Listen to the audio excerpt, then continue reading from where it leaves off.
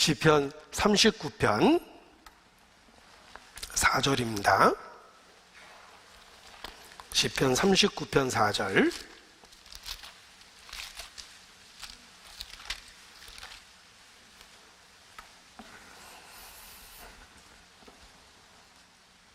함께 읽겠습니다.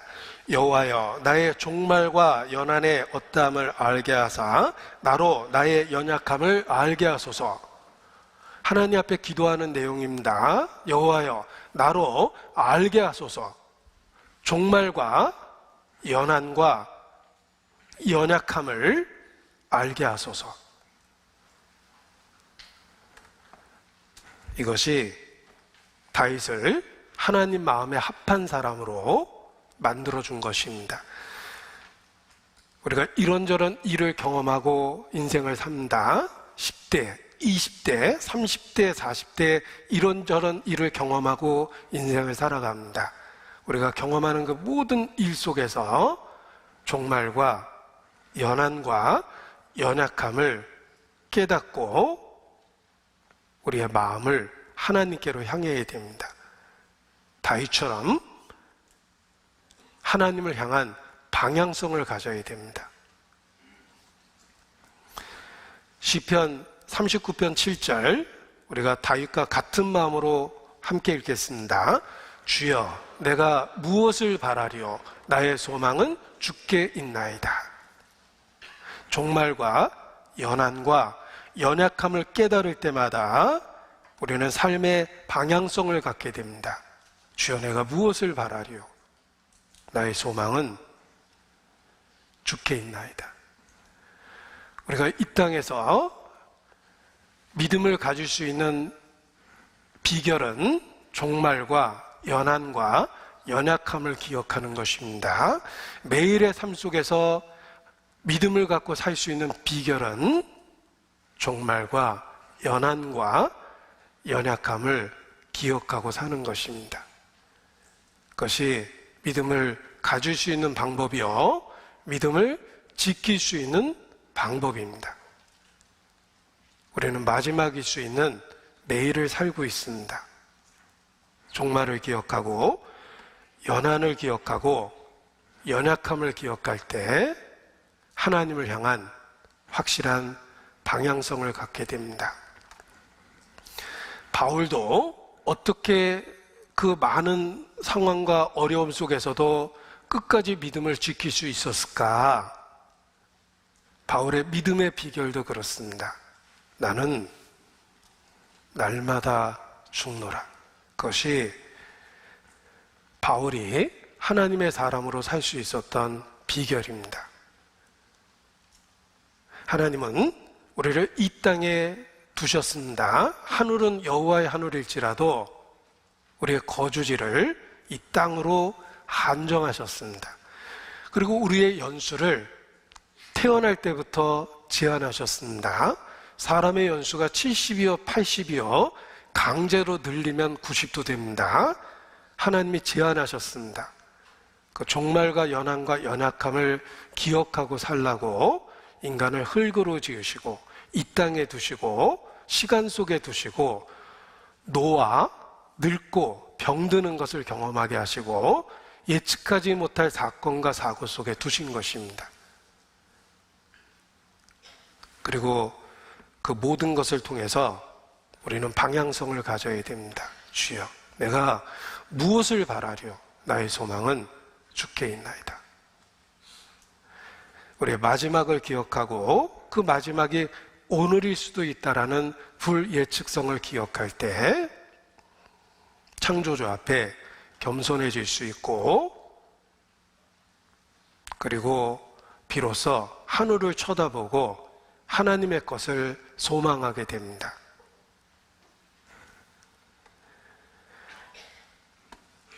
그래서 바울도 나는 날마다 죽노라 라는 고백 속에서 믿음을 지켰던 것입니다.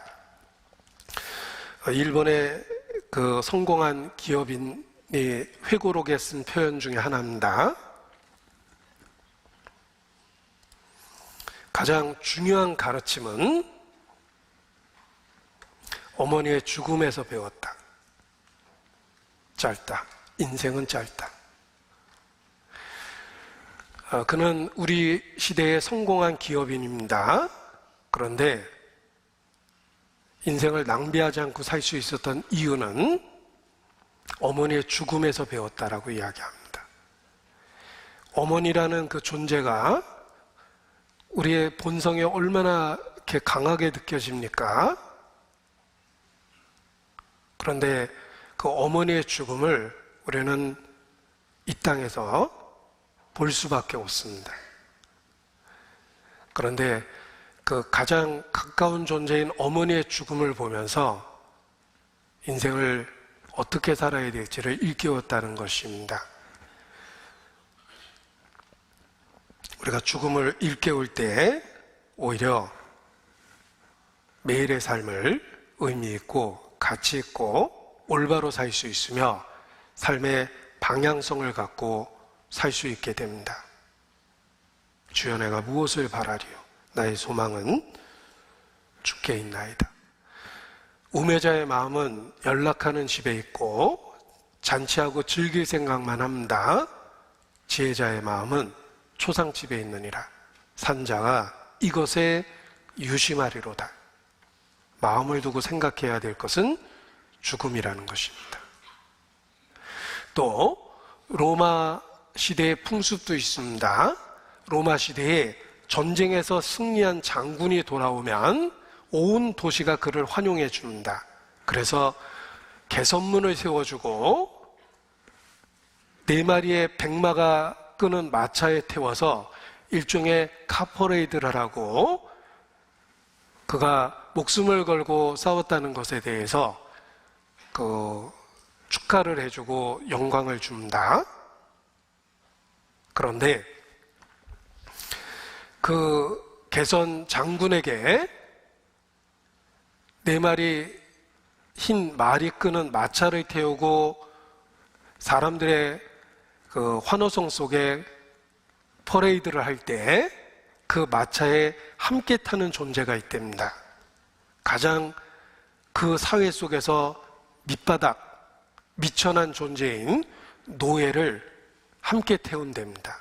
그리고 그 노예는 끊임없이 개선장군 귀에다가 퍼레이드 내내 메멘토 몰이라고 반복해서 이야기한답니다. 그리고 그가 쓰는 관에도 메멘토 몰이라고 써준답니다. 그런데 그 메멘토 몰이라는 말이 라틴어인데 메멘토는 기억하라 라는 뜻이며 몰이는 죽음이라는 뜻입니다. 죽음을 기억하라. 그가 가장 영광을 받는 그 순간에 죽음을 기억하라고 노예를 통해서 퍼레이드 내내 귀에다가 소리를 치는 겁니다. 왜냐하면 그냥 마차를 태워서 퍼레이드 하면 자기가 마치 신인 것처럼 착각이 들고 그 순간에 가장 교만해질 수 있기 때문에 그도 죽을 수밖에 없는 사람이라는 사실을 일깨워주는 것이랍니다. 그래서 가장 영광을 받는 그 순간에 가장 미천한 존재인 노예를 옆에 태워서 너도 신 앞에 별 볼 일 없는 사람이다. 너도 반드시 죽을 수 있다는 것을 기억하라 라는 의미에서 영광도 주지만은 경고의 이야기를 하고 있다. 이렇게 이야기합니다. 그래서 메멘토 몰이라는 말이 알려진 것입니다. 라틴어임에도 불구하고 이 표현이 어디선가 들어봄직한 그런 표현으로 알려진 것입니다. Remember your death. 기억하라. 죽음을. 메멘토 몰입니다. 메멘토 모리는 죽을 수밖에 없는 존재임을 기억하라는 뜻입니다. 사람은 누구든지 반드시 한 번 죽습니다. 그래야지만 현재의 삶을 지혜롭게 살 수 있는 것입니다.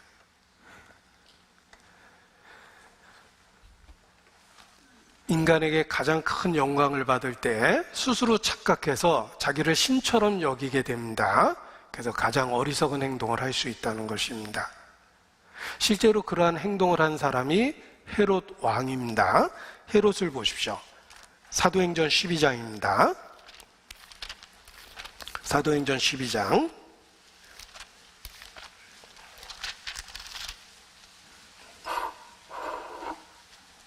21절.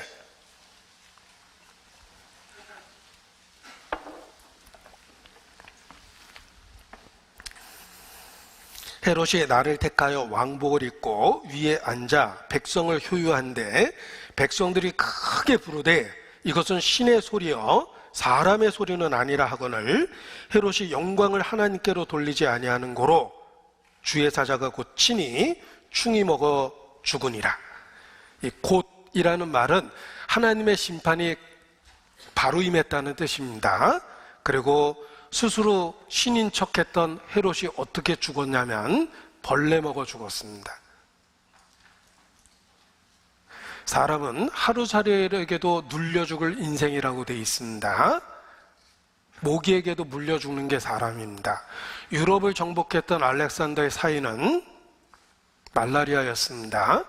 그는 여행 도중에 모기에게 물렸고 말라리아에 감염돼서 죽은 것입니다. 유럽을 정복했지만 알렉산더를 죽인 것은 작은 모기였다. 인간이 얼마나 연약한 존재인지 일깨워주는 겁니다. 눈에 보이지 않는 바이러스에 의해서도 우리는 소중한 생명을 잃어버립니다. 이 헤롯은 스스로 신인 척했습니다. 사람들의 숭배를 그냥 그대로 받은 겁니다. 자신이 아주 특별한 것처럼 이렇게 사람들한테 표현한 것입니다. 그리고 그는 벌레 먹어 죽었습니다. 그런데 헤롯이 우리의 캐릭터 안에 들어있다는 것입니다. 우리의 본성 안에 들어있습니다. 우리의 죄성 안에 헤롯이라는 캐릭터가 들어있어요. 그래서 돈이 생기면 자신을 신처럼 여깁니다. 권력이 생기면 자기를 신처럼 여깁니다. 그러다가 충이 먹어 죽게 되는 것입니다. 이 재벌이 하는 이야기 중에 이런 이야기를 간접적으로 들은 적이 있습니다. 이 돈을 이렇게 의식주와 관련해서 필요해서 모으다 보면 이건 꼭 필요한 돈이니까 어떻게 해서든지 충당을 해야 됩니다. 먹고 살아야 되니까. 그런데 문제는 돈이 조금 더 모이기 시작해서 의식주를 걱정하지 않을 상태가 되면은 그 순간부터는 단지 그냥 숫자입니다. 어차피 먹을 거 다 먹고 하고 싶은 거 다 하고 있거든요. 그리고 나머지 돈은 그냥 숫자예요. 그러니까 100억이든 200억이든 실질적으로 사는 데는 별 차이가 없는 거예요. 그냥 숫자예요. 그 숫자를 높이려고 막 애를 쓰면서 수단 방법을 가리지 않습니다. 그런데 단지 숫자만 늘어나고 있다는 걸 어느 날 느끼게 되니까 삶이 허망해집니다. 그럼 어디서 기쁨을 찾냐면 그 돈을 갖고 누리는 지위, 상황, 권력 이런 걸 누리고 삽니다. 그래서 재벌이 돈이 많아지니까 그 위치에서 누리는 즐거움이 뭐냐라고 이야기했을 때 왕년의 장관, 왕년의 장군 이런 사람들을 뭐 고문이니 무슨 이사니 이런 거로 초빙을 해서 자기 주변에 왕년의 권력자들로 채우는 겁니다. 그리고 돈을 갖고 그들을 종처럼 부립니다. 어이 김 장관 이리 와. 너 왜 일을 지난번에 그렇게 했어? 어이 박 장군 너 이쪽으로 와봐. 왕년의 장군입니다. 왕년의 장관이에요. 그런데 돈을 갖고 그들을 종부리듯이 부리는 겁니다. 그 재미는 재벌 회장만 누리는 거래요. 그래서 그 결정권을 놓지 않으려고 경영권을 놓지 않으려고 이렇게 수단 방법을 가리지 않고 사는 겁니다. 돈이 더 필요한 게 아닙니다. 숫자만 늘어나고 있다고 그랬죠. 돈이 더 필요한 게 아니라 그 돈이 만들어주는 권력으로 신처럼 행세를 하는 거예요. 벌레 먹어 죽습니다. 그게 헤롯이에요. 그런데 그 헤롯의 캐릭터가 우리 안에도 그대로 있다는 겁니다. 종말과 연한과 연약함을 기억하고 살아야 됩니다. 다윗이 정말 믿음의 사람인 것은 목동일 때만 믿음을 가진 것이 아니라 궁궐에서 최고의 권력을 누리면서도 하나님을 향한 믿음이 있었다는 것입니다.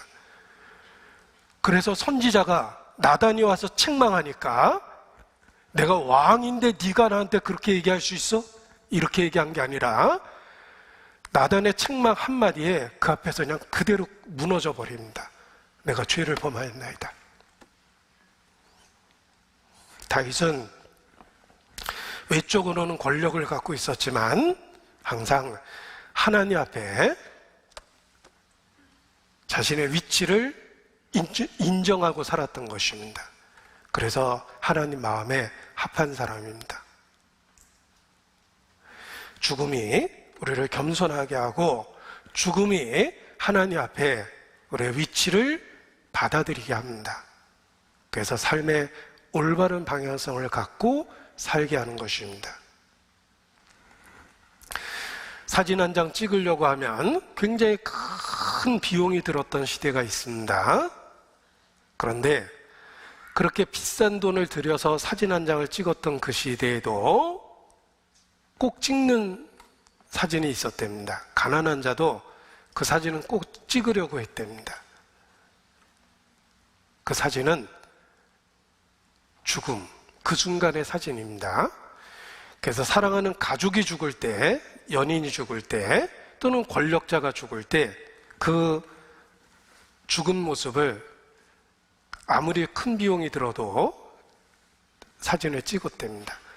그래서 사진을 찍거나 또는 죽은 자에게 그 석고 보온을 뜨는 데드 마스크라는 것이 한동안 유행했습니다. 제가 시카고 무디 신학교에 구경을 갔습니다. 제가 무디 신학교 나온 건 아니고요. 무디가 유명하니까 구경을 갔는데 거기 창립자인 무디에 대한 여러 유품들을 전시를 해놨습니다. 거기에 데드 마스크가 있더라고요. 무디가 딱 죽었을 때 그 석고를 떠서 죽은 자의 형상을 뜬 데드 마스크가 있습니다. 그런데 그 죽은 자의 사진을 찍었던 이유는 살아있을 때는 너무 비싸서 엄두를 못 냈지만 그 죽은 자를 평생 기억하기 위해서 기꺼이 큰 돈을 지불해서 사진을 찍었다라고 이야기합니다. 우리 자신도 그렇습니다. 우리가 이 땅에 생명을 누리고 있는 그때에 자신의 죽음을 기억하면 가장 가치 있는 선택을 하며 매일을 살게 됩니다. 죽음이 우리의 삶을 올바로 만들어주고 죽음이 우리의 선택을 올바로 할 수 있도록 만들어주는 것입니다. 메멘토 모리, 나는 날마다 죽노라. 우리가 오늘이 마지막이 될 수 있다는 가능성을 하나님 앞에서 받아들일 때 비로소 올바른 방향성을 갖고 매일의 삶을 살게 되는 것입니다. 미국 인디언 중에 나바호 부족은 많이 알려져 있습니다. 이 나바호라는 말이 익숙한 것은 인디언 부족 중에 널리 알려진 부족이기 때문에 그렇습니다. 그 나바호족이 하는 그 자손들을 가르치는 표현 중에 하나입니다. 세상에 태어날 때 너는 울었지만 세상은 기뻐했으니 내가 죽을 때에 세상은 울어도 너는 기뻐할 수 있도록 그런 삶을 살라. 그래서 죽음 앞에서 돌이켰을 때 자신의 삶이 의미 있고 가치 있게 되도록 매일의 삶을 살아야 된다. 이런 교훈을 그 자손들에게 가르쳤답니다. 우리도 마찬가지입니다. 우리가 오늘 하나님 앞에 설 수 있다는 걸 기억해야 하지만 다윗처럼 하나님 마음에 합한 결정을 하고 매일의 삶을 살 수 있습니다. 죽음이 우리를 올바로 살 수 있게 만들어주는 것입니다. 종말과 연한과 연약함을 기억할 때 주여 내가 무엇을 바라리요? 나의 소망은 주께 있나이다 라고 고백할 수밖에 없게 되는 것입니다.